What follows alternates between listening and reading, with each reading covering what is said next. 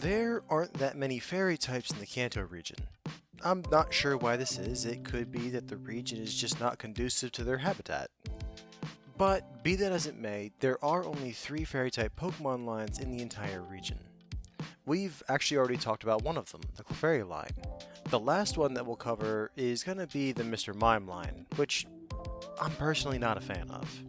And then the last one, the one that we'll be going over today, is the Jigglypuff line. Hello everyone, and welcome to the Pokemon Care Guides, where we go through and talk about how to keep and raise a Pokemon species in your very own home. Today, as I've already said, we'll be talking about the big pink Pokemon of the Jigglypuff line, which does not actually start with Jigglypuff. Years after the first Pokedex was created, it was discovered that there was actually a pre-evolution to Jigglypuff, Igglybuff. Igglybuff is a small, 1-foot tall Pokemon weighing in at only 2 pounds on average, which makes it the lightest Pokemon that we've covered so far. Igglybuff's body looks like a small pink ball with itty-bitty hands and feet, large red eyes over a small mouth, and 3 bumps at the top of its head. As it evolves, you'll see that this line keeps the round and pink motif, as Jigglypuff keeps the same basic body plan as Igglybuff. It even doesn't get that much bigger than Igglybuff, standing at 1.5 feet tall and weighing 12 pounds.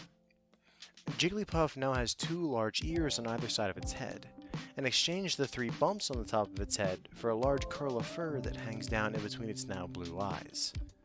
And the trend of round and pink continues when a Jigglypuff gets exposed to a moonstone, evolving it into a Wigglytuff. Wigglytuff now stands at 3 feet tall, though a lot of that might just be its ears, which are along the same lines as Buneary or Cinderace's, that long and tall kind of ear. But with the new height, they don't get much heavier, averaging around 26.5 pounds. For a final evolution, they aren't that big of a Pokemon. They keep the same general design as the previous 2 evolutions, pink round body with arms and feet, large round blue eyes, and a curl of pink fluff on its forehead.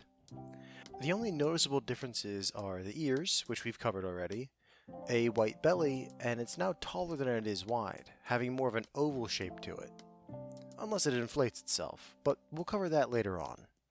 For now, let's get into it and figure out if these Pokemon would be the perfect Pokemon partners for you. Enclosure. Just like the Pikachu line, this line is actually a great Pokemon to keep in your home. They're very family-friendly Pokemon line, especially if you have kids. Because they'll be staying in your home with you, the good news is that you won't have to build a terribly big enclosure for them to keep them correctly. That's not to say that you won't have to make accommodations, you absolutely will, especially when talking about Igglybuff. Now, I'm going to repeat my earlier statements from other guides, that you should not be owning a baby Pokemon like Igglybuff unless you are specifically qualified and there are extenuating circumstances.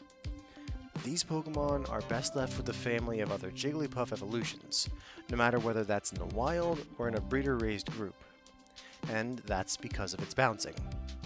A big part of these Pokemon's biology is the fact that their skin has a very rubbery feel to it, almost to the point that they have the consistency of a Super Ball. And this is at its most extreme with Igglybuff. It functions as a defense mechanism against predators, making it very hard for moves to do effective damage against them and providing them an easy way to escape, as the rubberiness is so extreme that the Igglybuff will just bounce away from whatever it hits. The elasticity is so high in this Pokemon that it acts just like a Super Ball, rebounding off any surface that it hits and bouncing around. This is why the Pokedex has so many entries on this Pokemon saying that it'll bounce forever. That's not true, it will eventually stop bouncing, but it'll keep going for some time. That's great in the wild, where it needs to escape from predators and there are other Jigglypuff and Wigglytuff to catch it and absorb the bounce, but when being kept in an enclosure, then it can be a bit of a problem. Like I said, these Pokemon do very well as household Pokemon, but if you're planning on having your Igglybuff in your home, then you're going to need to make sure that if your Igglybuff does start bouncing, which it will at some point, then it won't start breaking things. So what I suggest is keeping your Jigglypuff in a single room of your house and making sure that there isn't anything in there that couldn't take a bounce from this Pokemon. So small knickknacks, picture frames, electronics, they should all be removed.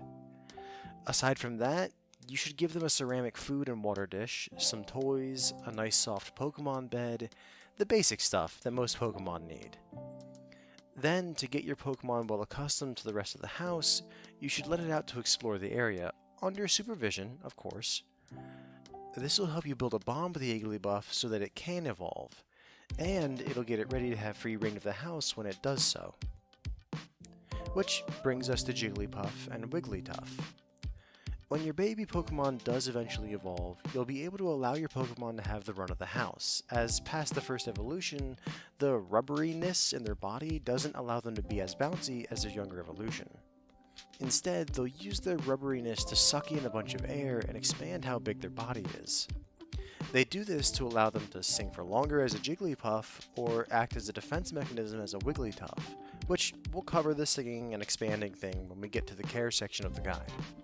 For now, the best thing to understand is that these Pokemon don't really need very much to make your house a good enclosure for them. They'll need a bigger bed and a bigger food and water dish, but other than that, you don't need any kind of special equipment to house them or make sure that they're taken care of. It's a nice change of pace compared to the other species that need entire environments to be terraformed just for them to be housed. When talking about Pokemon that can be housed with these Pokemon, it'll be limited by Pokemon that can be housed in your home with them. So clearly it won't be anything that actively has dangerous material as part of its body, like a Magcargo or a Muck. Nobody's going to be keeping things like that in their home. Plus, you'll want to avoid Pokemon that'll be more confrontational than friendly. That's because when a Jigglypuff or a Wigglytuff feel threatened, or they're trying to defend someone they care about, they'll use their rubbery bodies to expand massively in size, trying to intimidate the other Pokemon. And a Pokemon expanding 2 or 3 times its size in all dimensions simply because your other Pokemon got a bit snappy can cause some problems when it happens inside your house. Best to make sure that any Pokemon you try to keep with them are friendly, which I'm assuming will be the case if you're keeping them in your house. Availability. The Jigglypuff line is another one of the lines that aren't hard to find in the wild and have even spread to the rest of the regions from the Kanto region, but they only exist in a few spots in those regions. So you have this weird middle ground as they are readily available, but you might need to travel to find one if you don't live in the right spots. They don't even have a specialized environment that's keeping them in those small environments. They just don't spread very far. Places like Route 3 in Kanto, Route 115 in Hoenn, and Route 6 in Alola. Every region has a route or an area that is the Jigglypuff route. And that is only the middle evolution. If you're looking for an Jigglypuff, then I have to wish you good luck. They don't often leave the nests, as the rest of the nests don't let them get very far. And their nests are well hidden, so finding one of those in the wild is going to be very hard. When it comes to Wigglytuff, moonstones are very rare to come across in the wild. The odds for a wild Jigglypuff to come into contact with a moonstone to evolve is very low. It's more common for them to do this in the Isle of Armor, but that's really the only place that I've been able to find where this happens relatively commonly. But even then, it's not going to be a quick catch. As for the breeder scene, these Pokemon are actually pretty common. The reason for that is the fact that these Pokemon make great Pokemon for kids. With their squishy nature, how cute they are, and the fact that they'll bond with any family they're introduced to, these are almost the ideal Pokemon to give to a child. In fact, many people around the world use these Pokemon as sleep aids, as Jigglypuff's singing can put you to sleep, and Wigglytuff is a simply sublime cuddler. All of these factors, plus them being not too hard to raise, means that a lot of breeders out there have specialized into raising this kind of Pokemon. Mind, you shouldn't be able to find an Jigglypuff for sale, but Jigglypuff will be easy to find online.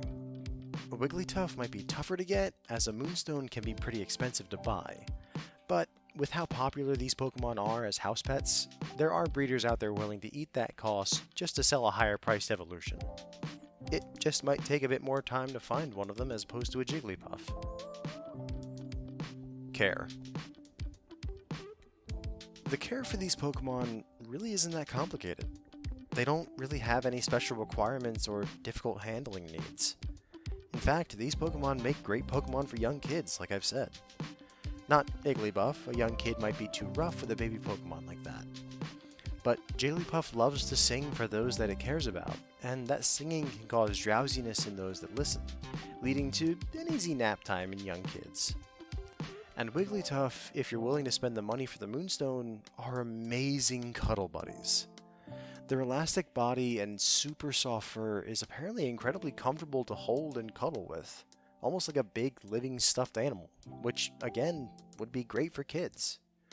And honestly, the care requirements for these Pokemon are easy enough that the majority of it can be handled by the kids themselves, giving them an easy way to learn a bit of responsibility and get used to what caring for a Pokemon can be like. The only part of it that you as a parent may need to step in for would be training, as training them can be kinda tricky. Coming off the tail end of that, let's go right into the training. These Pokemon don't need training like the Charizard line or the Nidoran lines do. While these lines don't usually get territorial or aggressive like those two lines I mentioned, they do have a few behavioral quirks that can be irritating to deal with if left unchecked. One of those things is Jigglypuff singing. When a Jigglypuff is happy or excited or simply content, they have a tendency to burst into song.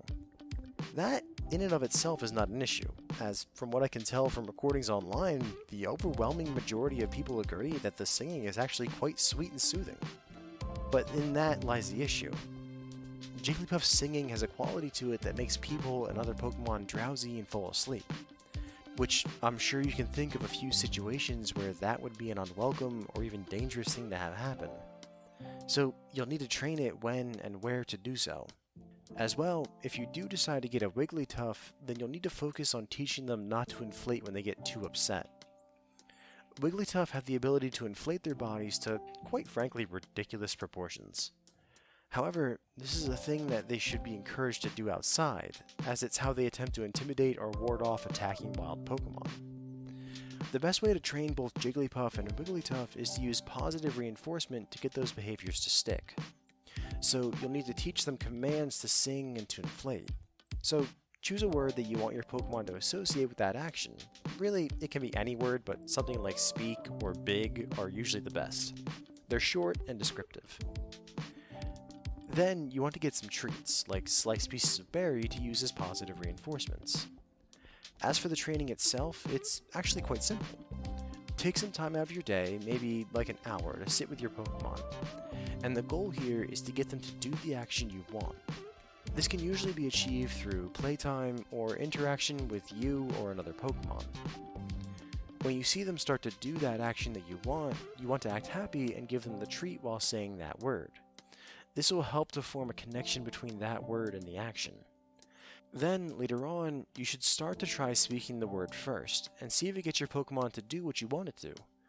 It shouldn't take too long for the desired result, as these Pokemon are fairly smart, but it can also vary based on the individual.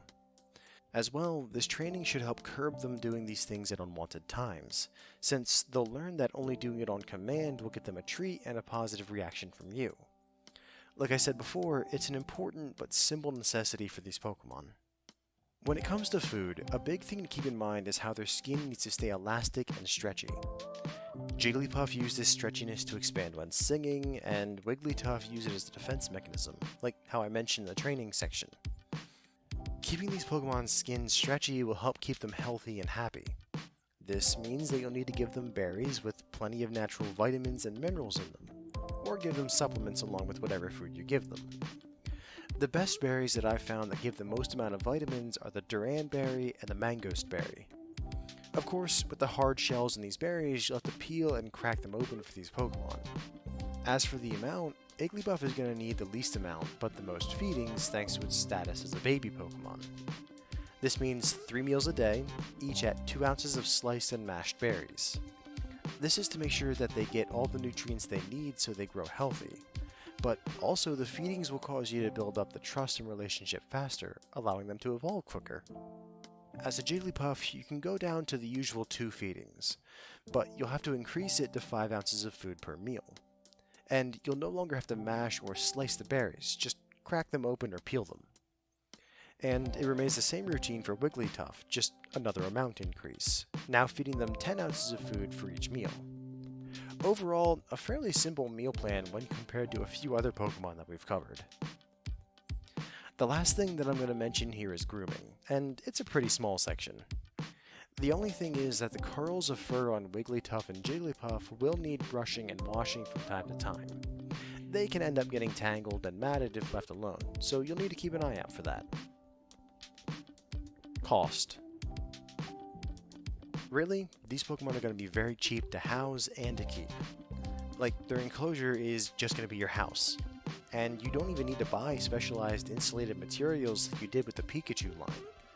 Some toys, a food and water dish, and maybe a bed if you don't want it sleeping in your bed with you. So for everything in this enclosure, you'll be in the very low category, which isn't something I get to say very often. Food will also be in the very low category. Mangosteen berries can be bought in bulk for a pretty cheap price, and one Duranberry is large enough and has enough edible flesh in it that just one fruit can last you a while. Especially since you're going to be mixing it with the Mangosteen berries. Which can be nice in your wallet, but just make sure that the rest doesn't go bad before you can use it, as that'll make things way more expensive. Unfortunately, the Pokemon itself is where the very low category doesn't apply. It's not because they're hard to find. Like I said earlier, they are available in the wild in every region, and they are common in the breeder circuit because they are so popular for children. But it's that popularity that leads to an increase in price. People are oftentimes willing to pay a lot more for these Pokemon than what their common status would usually lead to. And if people are willing to pay that price, then breeders are willing to charge it. Circle of life, I guess. So yeah, the Pokemon itself is going to be in the high category. Maybe even the very high if you go to one of the well-established breeders. And don't forget that if you want to buy a Wigglytuff right away, then you'll be paying more for that as well, since Moonstones are expensive. Or you could go out and catch one for the price of a Pokeball. Up to you if you're willing to make the trek to wherever the closest population is. Conclusion. I think these Pokemon are perfect for children. They're gentle, affectionate, and caring Pokemon that are almost designed to be stuffed animals. Their squishy bodies and super soft fur mean that any parent with small kids looking for a good family Pokemon need look no further. Or even if you're someone who just wants a nice cuddly Pokemon that'll be happy to hang out with you, then these are great for that as well. I could not recommend these Pokemon enough, and I would even be willing to tell people that paying for the Moonstone is a great investment as well. This whole line is simply fantastic. Thank you so much everyone for tuning into this episode of the Pokemon Care Guides. Please join us again next time when we go over the cave-dwelling Pokemon Zubat and its evolutions. Have a wonderful night everyone.